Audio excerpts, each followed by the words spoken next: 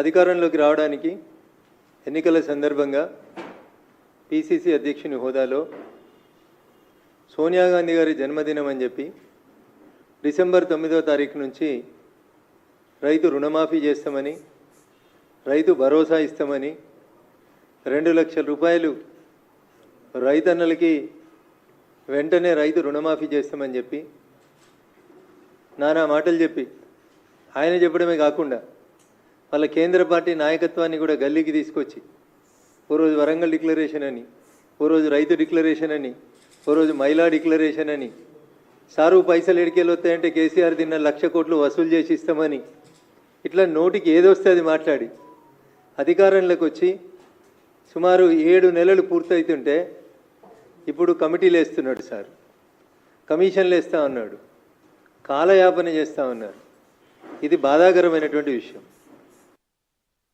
వర్షాలు ఆశించినంత వర్షాలు రాక రైతన్నలు ఒక పక్క విత్తనాలు, ఒక పక్క ఎరువులు, ఇంకొక పక్క లాగోడికి పెట్టుబడి కావాల్సినటువంటి పైసలు లేక అవస్థలు పడుతుంటే సార్కి ఇప్పుడు గుర్తొచ్చింది ఒక కమిషన్ వేయాలని, ఒక కమిటీ వేయాలని, ఉప ముఖ్యమంత్రి నాయకత్వంలో దాని మీద విచారణ చేయాలని ఇప్పుడు ఆలోచించడం అనేది దురదృష్టకరమైనటువంటి విషయం.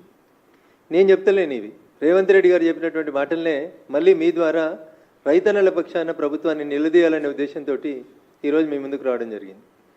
అభయహస్తం మేనిఫెస్టో అలా రాహుల్ గాంధీ మొన్న ఏదో శంకరుని బొమ్మ చూపెట్టి పార్లమెంట్లో అభయముద్ర అభయముద్ర అభయహస్తం అని ముచ్చట చెప్పాడు.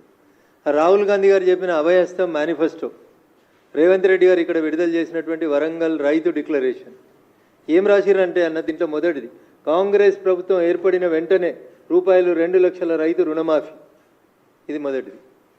రెండోది ఏం రాసిరన్నా ఇందిరమ్మ రైతు భరోసా, భూమి ఉన్న రైతులతో పాటు కౌలు రైతులకు కూడా ఏడాదికి ఎకరాకు రూపాయలు 15,000, భూమి లేని ఉపాధి హామీ రైతు కూలీలకు ఏడాదికి 12,000, అన్ని పంటలకు మెరుగైనటువంటి పంట రేటు. ఇది నేను రాసింది కాదన్నో, మూతపడిన చక్కెర కర్మాగారాలు తెరిపించి పసుపు బోర్డు ఏర్పాటు చేస్తాం, పంట బీమాతో మన్రేగాని అనుసంధానం చేసి వ్యవసాయానికి రైతులకి ఉపయోగకరమైనటువంటి పనులు చేస్తాం.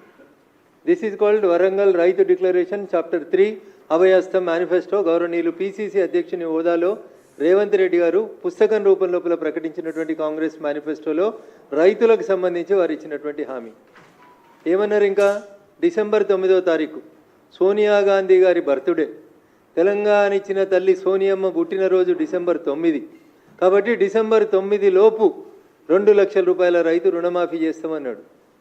తెలంగాణ మీద గౌరవం లేదు, సోనియమ్మ మీద గౌరవం లేదు, ఆఖరికి వాళ్ళు పెట్టుకున్న రైతు భరోసా పేరేంది? ఇందిరమ్మ రైతు భరోసా. ఇందిరమ్మ పేరు మీద గౌరవం లేదు, సోనియమ్మ పేరు మీద గౌరవం లేదు, వరంగల్ రైతు డిక్లరేషన్ పేరు మీద గౌరవం లేదు, కాంగ్రెస్ పార్టీకి తాను ఇచ్చినటువంటి ఎన్నికల మేనిఫెస్టో మీద అంతకంటే గౌరవం లేదని చెప్పడానికి ఈ ఒక్క పేజీ చాలని నేను అనుకుంటా ఉన్నా. అందుకని ముఖ్యమంత్రి గారు ఆయన భాషలో చెప్పాలంటే పాలమూరు జిల్లాలో తొలుత అని చెప్తారు, ముఖ్యమంత్రి గారి భాషలోనే చెప్తా నేను చెప్పింది కాదు. తొలుత ఆయన అన్నమాట, తొలుత తొలుత అంటే ఫస్ట్ అని అర్థం. అట్లా పాలమూరుల భాషలో జర అదొక పదంగా టిపికల్గా వాడతారు దాన్ని. దాంట్లో చెప్పిండు ఆయన ప్రముఖ తెలుగు దినపత్రికలో వాళ్ళ నాయకుడు, ప్రస్తుత ఎల్ఓపి కాంగ్రెస్ పార్టీ లోక్సభ పక్ష నాయకుడు రాహుల్ గాంధీని పక్కన పెట్టుకొని ఆయన చెప్పినటువంటి మాట తొలుత రైతు రుణమాఫీ అన్నాడు. ఇంకా తొలుత రాలే, తొలకరు రాలే, ఈయనకి ఇంకా తొలకరు వర్షాలు ఎప్పుడు వస్తాయో తెలియదు. ఈయనకు తొలుత అంటే 9 నెలల. ఇవాళ డిసెంబర్ 7వ తారీఖు రోజు ముఖ్యమంత్రిగా ప్రమాణం చేసిండు. ఆయన భాషలో, వాళ్ళ పాలమూరు భాషలో ఆయనే చెప్పిన మాట తొలుత రైతు రుణమాఫీ. తొలుత పోయింది, 9 నెలలు అయితే పిల్లలు కూడా పుట్టే టైం వచ్చింది, కానీ తొలుత యాదికి వస్తలేదు రేవంత్ రెడ్డి గారికి. ఇప్పుడు ఉప ముఖ్యమంత్రి గారట, ఇంకో 4 మంత్రులట కమిటీ చేస్తారంట. My question is straight to the state government and honourable chief minister. Committee నివేదిక ఇచ్చిన తర్వాత మళ్ళీ ఈ డబ్బులు తెచ్చుకోవడానికి మళ్ళీ అడిగిపోతావు, ఏడికేళ్ళు అవుతాయి? ఎన్ని లక్షల కోట్లు వస్తాయి అసలు డబ్బులు? ఎన్ని లక్షల కోట్లు కావాలి రైతు రుణమాఫీకి? ఏమన్నా ఐడియా ఉందా మీకు? అసలు ఈ రాష్ట్ర ప్రభుత్వానికి అధికారంలోకి రావాలనే యావదప్ప, అడ్డగోలుగా మాట్లాడి అడ్డగైన హామీలు ఇచ్చి అధికారంలోకి రావడం తప్ప నిజంగా మీరు చెప్పినటువంటి ఏ ఒక్క మాటనన్నా నేను ఒక అక్షరం తప్పు మాట్లాడితే ఏ శిక్షకైనా నేను సిద్ధం. ఇది నేను మాట్లాడినవి కాదు, ఈ ఓన్లీ నేను మీకు పేపర్ కటింగ్సే చూపిస్తున్నాను. ఇంకా వీడియోలు ఉన్నాయి చాలా అన్న మాట్లాడినాయి, మస్తు మస్తు మాటలు చెప్పిండు. దీంట్లో ఏమంటాడు? ఆగస్టు 15 నుంచి 30 లక్షల ఉద్యోగాల భర్తీ వచ్చేస్తుంది 15 ఆగస్టు. దీనికి ఇంకా నెలనే బాకీ ఉన్నది. ఇంకా రెండో మాట, బిలియనీర్లకు మోడీ మాఫీ చేసిండు, మేము పేదల డబ్బుల్లో ఖాతాలు వేస్తాం.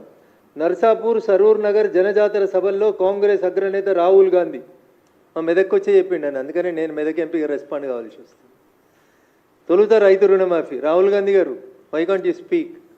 మీ తల్లి పేరు మీద సోనియమ్మ బర్త్డే పేరిట డిసెంబర్ 9 పేరిట సోనియమ్మ తెలంగాణ తల్లి దేవత అని చెప్పినటువంటి సోనియమ్మ పేరిట ఇచ్చిన మాటనే తుంగల దొక్కితే కాంగ్రెస్ పార్టీకి ఇంకా దేని మీద భరోసా ఉంటుందో ఒకసారి ఆలోచించాలి మీరు.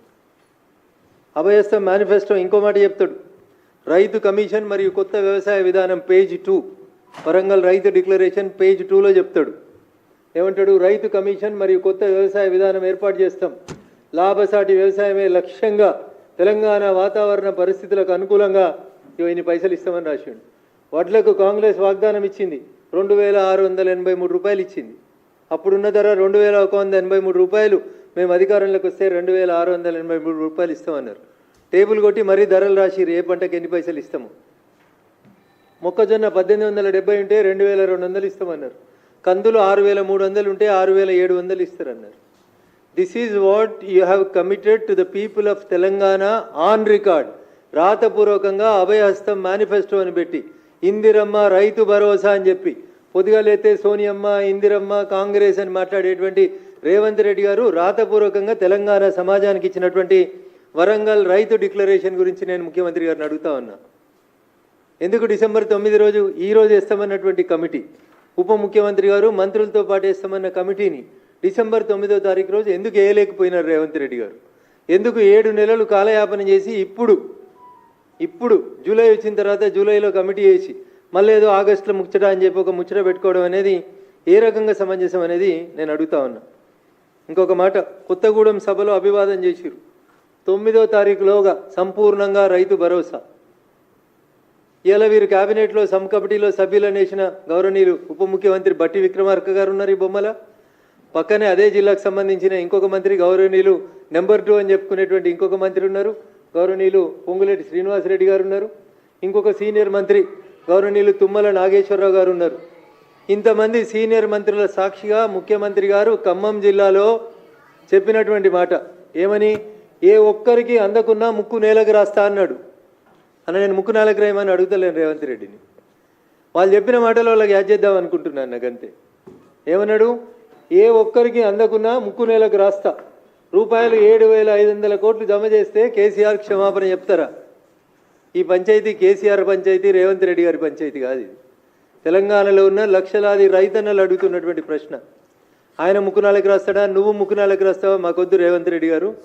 మీరు ఇస్తాన్న ఇందిరమ్మ రైతు భరోసా ఏది అని అడుగుతున్నారు రైతన్నలు. ఎవరు రాస్తారు? కొత్త స్తూపం కాడ రాస్తారా?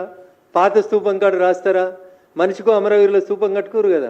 ఎవరికి నచ్చిన స్తూపం కాడ ఇద్దరు వచ్చి ముక్కునాలకు రాస్తే బాగుంటుంది అనేది తెలంగాణ రైతన్నల నుంచి వస్తున్నటువంటి డిమాండ్. నేను అడుగుతలేను. నేను ఏడా కొత్తగూడెం జనజాతర సభ, కొత్తకోట, సీతాఫల్ మండి, ముషీరాబాద్ కార్నర్ మీటింగుల్లో సీఎం రేవంత్ రెడ్డి గారు చెప్పినటువంటి మాటలు. ఎన్ని మాటలన్నా ఇంకా ఇక వడ్డీ లేని రుణం. ఇదేవి కూడా నా సొంత కవిత్వం కాదన్న. ఇదంతా వారి నోటి నుంచి వచ్చినటువంటి ఆనిముత్యాలు, ప్రముఖ దినపత్రాల్లో పబ్లిష్ అయినటువంటి వార్తలు. ఏమంటాడు? ఇక వడ్డీ లేని రుణం 63 లక్షల మంది మహిళలకు మనిషికి 5 లక్షల రూపాయల బీమా అన్నాడు. నోటికి ఏదొస్తుంది అన్న, నోటికి ఏదొస్తుంది మాట్లాడండి సార్. ఏ ఒక్కటన్నా అమలైందేమో చూద్దాం ఒకసారి. పరేడ్ గ్రౌండ్స్లో 1,00,000 మంది మహిళలతో సభ. ఈ సభ అయిందో లేదో నాకు తెలియదు. ఈ 5 లక్షల ఇన్సూరెన్స్ వచ్చిందో లేదో తెలియదు. రైతులను అట్లా వంచిచ్చిర్రు, మహిళల్ని ఇట్లా పంపించిర్రు. ఇంకా ముఖ్యమంత్రి అయిన తెల్లారి మంచి మంచి పేపర్లు అందరిని పిలుచుకొని ముచ్చట పెట్టిండు అన్న. మేమిచ్చిన 6 గ్యారంటీలు నెల లోపల అమలు చేస్తాం. నేను చెప్పలేదు. ఇది కూడా పేపర్లో ముఖ్యమంత్రి కాగానే తెల్లారి అందరిని పిలుచుకొని మంచిగా ప్రెస్ మీట్ పెట్టిండు. గ్యారంటీల అమలు నెలలోగా అమలు, గ్యారంటీ హామీలు నెలలోగా అమలు. అంటే ఏ నెల అనేది నాకు ఇంకా అర్థమవుతలేదు. నెలలోగా అమలు అంటే డిసెంబర్ 9 అనుకుర్రు రైతులు. ఈయన నెలలోగా అమలు అంటే ఈ డిసెంబర్ 24, 25 లేకపోతే మళ్ళీ వచ్చి ఎన్నికలు వచ్చినప్పుడు వచ్చే డిసెంబర్ అయిందనేది నాకు తెలియదు. ఇంకా మా దగ్గర జహీరాబాద్కి వచ్చిండు, వచ్చే మాట చెప్పిండు. పంట రుణం ₹1 కట్టొద్దు అన్నాడు. ఎవరైనా 1,00,000 కడితే పోయి అర్జెంటుగా మళ్ళీ 2 లక్షలు తెచ్చుకోరి 2 లక్షలు మాఫీ చేస్తానండి. అధికారంలోకి రాగానే ₹2,00,000 రుణమాఫీ చేస్తాం. కాంగ్రెస్లో చేరేందుకు మాజీ మంత్రి చంద్రశేఖర్ సుముఖత. ఏ చంద్రశేఖర్ గారని మా జహీరాబాద్ నుంచి ఎమ్మెల్యేగా పోటీ చేసినారు. వీరిని జాయిన్ చేసుకోవడానికని కండువా వేసుకున్నారో చెప్పిండు. ₹2,00,000 రైతు రుణమాఫీ చేస్తా, ఏ ఒక్కరు కూడా ₹1 రైతులు రుణం కట్టొద్దు, మాఫీ చేస్తా నేను అని చెప్పిండు. పంట రుణం ₹1 కట్టొద్దు. ఇది కూడా ముఖ్యమంత్రి గారి పేపర్ కటింగ్.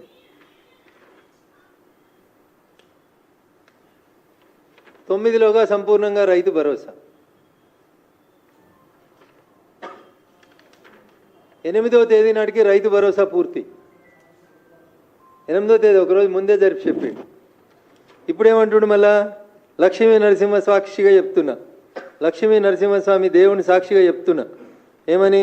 ₹2,00,000 రుణమాఫీ చేస్తా 15 ఆగస్టులోగా అన్నాడు మొన్న ఎంపీ ఎలక్షన్లలో. అసెంబ్లీ అయిపోయిందన్న, పార్లమెంట్కి వచ్చినాక మళ్ళీ మాట మార్చిండన్న. డిసెంబర్ 9 పోయింది, సోనియమ్మ బర్త్డే పోయింది. ఇప్పుడు యాదగిరిగుట్ట లక్ష్మీ నరసింహస్వామి యాదికి వచ్చిండు అన్నకి. భువనగిరిలో గెలిపిస్తే ₹2,00,000 15 ఆగస్టు లోపల రైతు రుణమాఫీ చేస్తా అని లక్ష్మీ నరసింహస్వామి పేరు తీసుకొని ఒట్టు పెట్టుకున్నాడు. ఏ ఊరికి వస్తే ఆ ఊరికి. మా మెదక్కి వచ్చిండు వాళ్ళ క్యాండిడేట్ నామినేషన్కి. ఏడుపాయల దుర్గమ్మ తల్లి మీద ఒట్టేసి చెప్తున్నా 15 ఆగస్టులో మాఫీ చేస్తా అన్నాడు.